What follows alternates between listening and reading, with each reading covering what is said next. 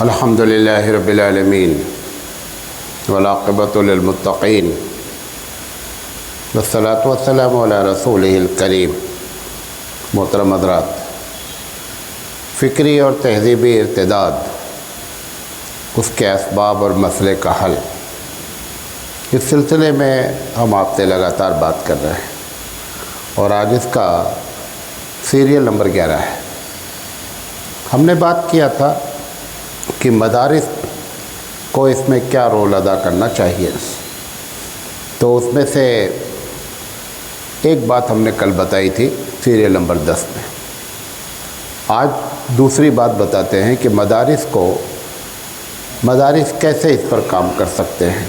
دوسرا کام جو کرنے کا ہے، یہ جو بھارت میں 1980 کے بعد سے ایک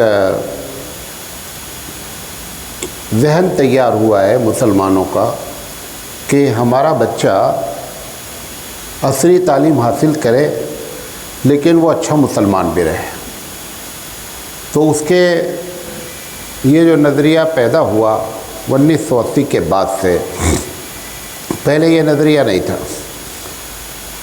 میں نے بچپن میں جب داڑھی رکھی شروع سے، تو ہماری نانا کی والدہ حیات تھی، نانا کی والدہ، اس وقت ان کی عمر 110 سال تھی، تو وہ کہنے لگی، میں 18-19 سال کا تھا، تو کہنے لگے کہ تمہاری یہ عمر ہے داڑھی رکھنے کی۔ یعنی یہ نظریہ تھا کہ نیک ہونے کی، داڑھی رکھنے کی ایک عمر ہے، 50-60 میں جب ہوئیے گا تو آپ نیک ہو جائیے گا، یہ ابھی سے تم کیا کر رہے ہو۔ وہ بات الحمدللہ دھیرے دھیرے کیا ہوئی، ختم ہوئی۔ اب ہماری بہت سی مائیں یہ کہتی ہیں، فخر سے کہتی ہیں کہ ہمارا بچہ داڑھی رکھے ہوئے۔ تو یہ چینجنگ آئی 1980 کے بعد سے بھارت کے مسلمانوں میں۔ ایسا نہ ہوا کہ بہت بڑی آئی، لیکن آئی۔ تو اب یہ چاہ رہے ہیں لوگ کہ ہمارا بچہ جو پڑھے عصری تعلیم تو اس کے اندر دین بھی رہے۔ تو بہت سے ہزاروں کی تعداد میں، ایک دو نہیں ہیں، ہزاروں کی تعداد میں ایسے انگلش میڈیم اسکول کھلے کہ جس میں دینیات، قرآن کریم، یہ سب رکھا گیا، جس کا ایک نمونہ آپ کے پاس بھی ہے۔ تو اب اس میں پرابلم کیا ہو رہی ہے کہ اس انگلش میڈیم اسکول میں پڑھانے کے لیے اساتذہ چاہیے۔ اب یہ ایسے اساتذہ چاہیے جو دین بھی اچھی طریقے سے جانتے ہوں اور انگلش میڈیم میں پڑھا بھی سکیں۔ وہ ہمارے پاس سخت شارٹیج ہے۔ اب زیادہ تر لوگ کیا ہیں جو انگلش میڈیم اسکول میں اسلامیات پڑھانا چاہ رہے ہیں، ان کی بڑی تعداد معلوم کیا ہے، حفاظ کو رکھا ہے، سارے حافظ ہیں ایک طرف سے اگر آپ دیکھیں گے۔ بس وہ تجوید کے نام پر، قرآن کی صحت کے نام پر، مخارج کے نام پر وہ کام ہو رہا ہے۔ یہ جو کام ہو رہا ہے یہ مقصود نہیں ہے، مقصود تو دین سکھانا ہے۔ تو محض حافظ جی جو اس میں رکھے گئے ہیں وہ دین نہیں سکھا سکتے، اس کے لیے عالم چاہیے۔ اب عالم کیسا چاہیے؟ عالم ایسا چاہیے جو انگریزی میں بچوں کو پڑھا سکے۔ تو ان مدارس کی اب ذمہ داری بنتی ہے کہ جب معلوم ہو گیا ہے کہ ایسے اسکول کھل رہے ہیں تو ان کو اساتذہ فراہم کرنا، کہ ہم ایسے مدرسے میں ایسی تعلیم دیں کہ مولوی بھی ہو اور ایسے کالجوں میں، ایسے اسکولوں میں کیا کر سکے، وہ پڑھا سکے۔ کیونکہ اصل ارتداد یہاں نہیں ہو رہا ہے، اصل فکری ارتداد ہو کہاں رہا ہے، کالج میں ہو رہا ہے، اسکولوں میں ہو رہا ہے۔ لہذا یہ مدارس کے کرنے کا کام ہے۔ نمبر 2۔ نمبر 3، جیسا مولانا تھانوی رحمۃ اللہ علیہ نے کہا کہ سب لوگوں کو، جتنے بھی مسلمان ہیں، عورت مرد، سب کو 2 سال کے لیے دینی تعلیم کمپلسری کی جائے، ہر بچہ پڑھے، ہر عورت مرد سب بچے لوگ پڑھیں 2 سال تک، چاہے اس کا مدرسے کا نام دے دے۔ یہ کام بھی کون کرے گا؟ یہ بھی مدرسے والوں کو کرنا ہے۔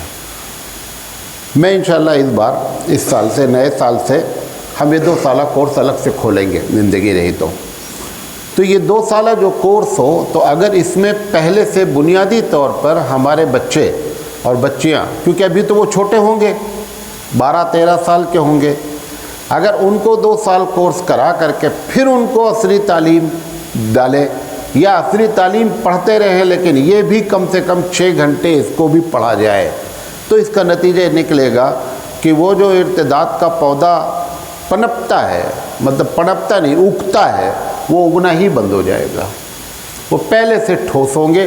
لہذا یہ مدارس کے کرنے کا دوسرا کام ہے کہ 2 سالہ کورس سب لوگ کھولیں، اس کا ایک نصاب تیار کیا جائے، اور تیار کرنے کے بعد 2 سال کے بعد پھر ان کو چھوڑ دیا جائے۔ آپ کو معلوم ہے جاپان وغیرہ میں آخرت تو نہیں ہے، ان کے پاس سب سے بڑی چیز اخلاق ہے۔ وہ 2 سال تک کلاس میں کچھ نہیں پڑھاتے، کوئی کتاب بچہ لے کر جاتا ہی نہیں ہے، صرف اور صرف کیا بتاتے ہیں، کیسے زندگی گزاری جانی چاہیے۔ یہ 2 سال، اس کے بعد پھر وہ آپ جس کلاس میں ان کا داخلہ ہوگا، LKG یا UKG جو میں ہوگا، یہ 2 سال تک کچھ نہیں ہو، ایک کتاب ان کے ہاتھ پہ نہیں رہتی ہے، کوئی ہوم ورک نہیں رہتا ہے، یہاں تک کہ بچوں کو روڈ پہ لے کے نکلتے ہیں اور ان کو بتاتے ہیں روڈ پہ کیسے چلا جاتا ہے، روڈ پہ کراس کیسے کیا جاتا ہے، کوئی چیز پڑی ہوئی ہے روڈ پر تو اس کو اٹھا کر کے کس ڈپارٹمنٹ میں دیا جائے گا، یہ ساری باتیں وہ سکھلاتے ہیں۔ یہی وجہ ہے کہ اگر آپ کبھی جاپان جائیں، جاپان میں ایسا لگتا ہے کہ فرشتے ہیں جو زمین پہ چل رہے ہیں، اتنی اعلیٰ صفت، اتنے اعلیٰ اخلاق کے مالک ہے، لگتا ہی نہیں ہے کہ یہ زمین ہے۔ اگر خاص کر بھارت، بنگلہ دیش، پاکستان سے جو لوگ جاتے ہیں تو ان کو لگتا ہے کہ ہم ایک دوسری دنیا میں آ گئے، سمجھے؟ ایسے اخلاق ہیں۔ اگر ایمان آ جائے تو بقیہ کسی چیز کی ضرورت ہے۔ جتنی صفتیں بیان کی گئی ہیں حدیث میں، قرآن میں کہ اچھے مومن کی ہوتی ہے، وہ مومن نہیں ہے، بقیہ ساری صفتیں ان کے اندر موجود ہیں۔ کیوں؟ کیونکہ وہ 2 سالہ کورس انہوں نے کیا ہے، اخلاق کا کیا ہے، لہذا اس کے نتائج برآمد ہوئے ہیں۔ اگر ایسے ہی ہمارے مدارس 2 سالہ کورس دینیات کا کھولیں کہ ہر شخص کو، جو اللہ کے رسول نے فرمایا ہے کہ طلب العلم فریضہ علی کل مسلم، اس کو بیس بنا کر کے اگر 2 سالہ کورس بنایا جائے تو نتیجہ یہ نکلے گا کہ دنیا میں جتنے بھی طوفان آتے رہیں، اسلام کے خلاف کچھ نہیں فرق پڑتا ہے، سمجھے نہیں، کچھ فرق نہیں پڑے گا۔ لہذا یہ تیسرا کام ہے مدرسے والوں کو کرنے کا۔ چوتھا کام، کورس کو تقسیم کیا جائے۔ آپ دیکھیں جو لوگ UKG LKG میں پڑھاتے ہیں تو ان کے لیے 10th پاس ہونا کافی ہے، لیکن 10th پاس ہونے کے ساتھ ایک کورس ہوتا ہے کہ UKG اور LKG کے بچوں کو کیسے پڑھایا جائے گا۔ اب ہمارے پاس کیا ہے کہ ناظرہ پڑھانے والا بھی ایک بڑی تعداد، مکتب پڑھانے والا بھی ایک بڑی تعداد بخاری پڑھ کر آیا ہے، حالانکہ اس کی وہاں ضرورت نہیں تھی، جس کی ضرورت تھی وہ نہیں پڑھایا گیا ہے۔ کیا چھوٹے بچوں کو کیسے پڑھایا جائے گا یہ نہیں بتایا گیا، صرف ایک بات بتا دی گئی ہے کہ ڈانٹ کر اور مار کر پڑھا دینا ہے۔ تو یہ ڈانٹتے ہیں اور مارتے ہیں، اس کا نتیجہ یہ نکلتا ہے کہ بعض بچے چھوڑ دیتے ہیں، بعض بچے۔ میں یہاں سے ایک شہر گیا، منڈرگی میں تقریر کر کیا، جمعہ کا دن تھا شاید۔ تقریر کے بعد ایک صاحب آئے، انہوں نے کہا کہ میری عمر کے رہے ہوں گے، کہا میں تمہارے مدرسے میں ریاض العلوم میں پڑھا ہوا ہوں۔ ہم نے کہا بڑی اچھی بات ہے۔ انہوں نے کہا تمہارے، میں نام نہیں لوں گا، انہوں نے کہا تمہارے ایک استاد ہیں، ابھی بھی ہیں، وہ بھی ہمارے ساتھ تھے اتفاق سے، انہوں نے مجھے اتنا مارا کہ میں چھوڑ کر کے مدرسہ آ گیا، ورنہ میں تمہاری طرح ہی مقرر بننا چاہتا تھا، اور میں اس مسجد میں کر رہا ہوں، اب جیسے ہی تقریر مجھ سے ہو پاتی ہے، اگر میں پڑھا ہوتا پورا تو میں ایک اچھا مقرر ہوتا۔ تو یہ جو ہمارا کورس ہے اس کو بانٹنا چاہیے۔ کیسے بانٹنا چاہیے؟ 4 حصے میں بانٹنا چاہیے۔ نمبر 1، پہلے سے یہ طے ہو جائے کہ یہ مکتب کے پڑھانے والے لوگ ہیں، تو ان کو زیادہ سے زیادہ اچھا قرآن کریم پڑھا دیا جائے اور قرآن کریم ناظرہ یہ سب پڑھا دیا جائے، اور پڑھانے کے بعد 1 سے 2 مہینے کا کورس پڑھا دیا جائے کہ چھوٹے بچوں کو مکتب کیسے پڑھایا جائے گا، یہ بتا دیا جائے۔ دیکھیں مکتب بہت اہمیت، سب کچھ مکتب ہی ہے۔ یہ جو کتاب ہوتی ہے، کوئی بھی کتاب، آپ حدیث کی، قرآن کی، کوئی بھی کتاب ہو، اصل سلیبس نہیں ہوتا ہے، اصل پڑھانے والا ہوتا ہے۔ میں ایک چھوٹی سی مثال اپنی دیتا ہوں۔ جماعت کے لوگ سال میں 1 مرتبہ 2 مرتبہ منتخب حدیث کیا کرتے ہیں، پڑھ کے ختم کر لیتے ہیں۔ مجھے 4 سال ہو گیا پڑھتے ہوئے، روزانہ فجر میں روزانہ پڑھتا ہوں، اور 502 درس دے چکا ہوں۔ آج کی تاریخ میں 502 درس دے چکا ہوں، اور ابھی منتخب احادیث کا 33% حصہ بھی ختم نہیں ہوا ہے۔ کیا ہے؟ آپ جو حدیث دے رہے ہیں اس حدیث میں سب کچھ ہے، لیکن پڑھانے والا چاہیے۔ تو سلیبس پر اتنا بڑا الزام دے دینا بڑا کمال نہیں ہے۔ کمال تو الزام اس پر ہے جو پڑھانے والا ہے۔ پڑھانے والے کے اندر اگر صلاحیت ہے تو اسی کے اندر سے وہ ساری باتیں پڑھائی جا سکتی ہیں جو ہم کو پڑھانا ہے۔ آج 502 حدیث میں جو حدیث نمبر آئی، وہ حدیث یہ تھی، بخاری کی حدیث تھی کہ جو لوگ بیمار ہو گئے اور انہوں نے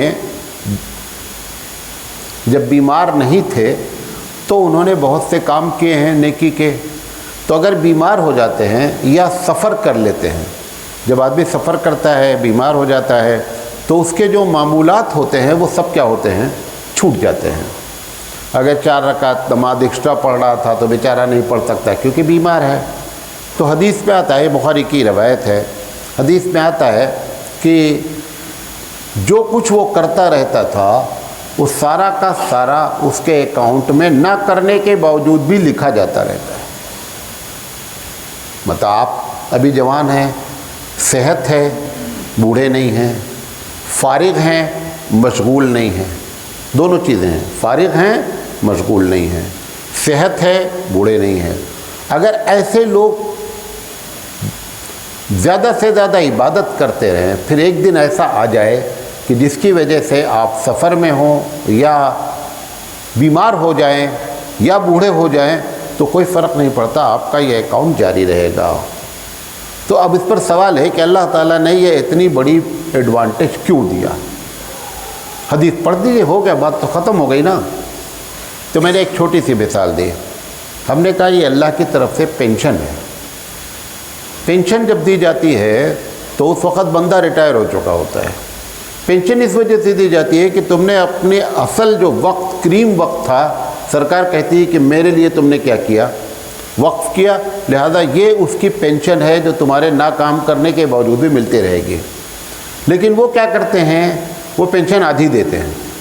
ہمارے اللہ نے کہا، کیونکہ وہ اللہ ہے، اس نے کیا کہا کہ جتنا تم ادھر پاتے تھے ہم اتنا ہی ادھر دیں گے، لہذا یہ اللہ کی جانب سے پینشن ہے۔ اب اگر آپ اس طریقے سے بات کریں گے تو لوگوں کے اندر کام کرنے کا کیا ہوگا، جذبہ ہوگا کہ یار ابھی صحت ہے، خوب زیادہ سے زیادہ کیا کر لو، عبادت کر لو، آگے معلوم نہیں صحت رہے نہ رہے، بیمار ہو جائے، ہارٹ اٹیک ہو جائے، فلاں ہو جائے۔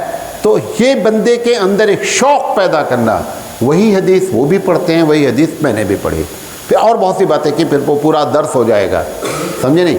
تو اس طریقے سے جو تیسرا کام کرنے کا ہے کہ مکتب پڑھانے والوں کو ٹریننگ دی جائے اور قرآن کریم اچھا پڑھا کر کے ان کو چھوڑ دیا جائے، نماز کا طریقہ، چند بنیادی باتیں 1.5 2 مہینے کا کورس کر کے چھوڑ دیا جائے اور وہ مکتب میں پڑھائیں۔